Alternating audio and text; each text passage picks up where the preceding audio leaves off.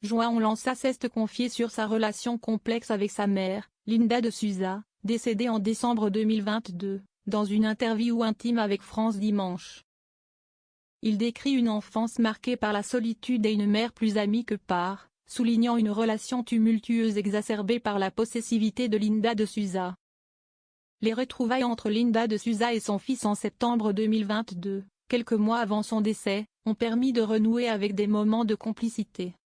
Plus d'un an après le décès de Linda de Souza, son fils unique, João Lança lui rend hommage avec une compilation de 3 CD. À cette occasion, il revient sur sa relation complexe et douloureuse avec sa mère. C'est une interview intime où transperce la souffrance d'un fils que João Lança a accordé au journal France Dimanche. Dans cet échange, le fils unique de la chanteuse décédée en décembre 2022, se confie sans phare sur sa relation tumultueuse avec sa mère. Linda de Souza n'a pas eu une vie facile au sein d'une famille de 8 enfants.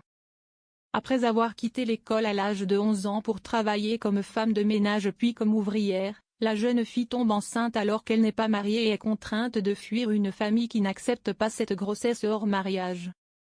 Dans cette décision courageuse de la jeune femme qu'elle était alors, son fils voit la force d'une femme courage, émancipée, moderne qui assumait sa féminité et a eu le cran de partir avec son gamin sous le bras.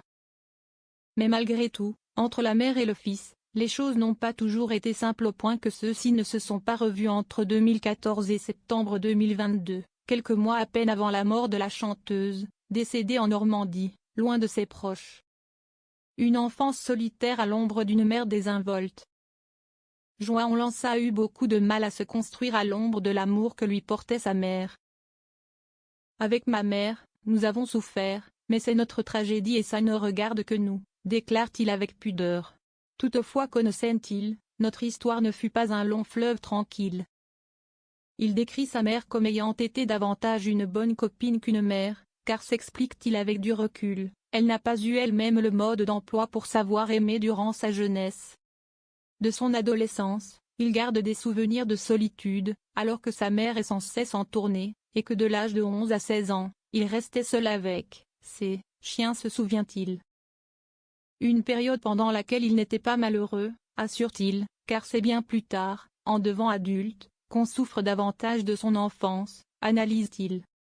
L'amour exclusif et sans concession de Linda de Souza pour son fils. Entre la mère et le fils, les choses se compliquent par la suite, lorsque celui-ci rencontre la femme de sa vie, et la mère de ses enfants. Ma mère était extrêmement possessive, exclusive et jalouse, explique João Lança, qui pointe du doigt son caractère difficile. Ainsi, explique celui qui se dit aujourd'hui apaisé, à l'âge de 55 ans, elle n'a jamais supporté que je tombe amoureux de la mère de mes enfants.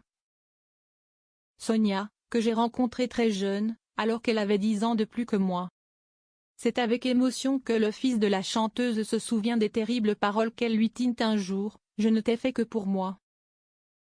Fort heureusement pour Linda de Souza et son fils, tous deux se sont retrouvés quelques mois avant sa disparition, période pendant laquelle ils ont pu enfin partager des moments de rigolade et de sourire comme au bon vieux temps, loin des excès et des outrances.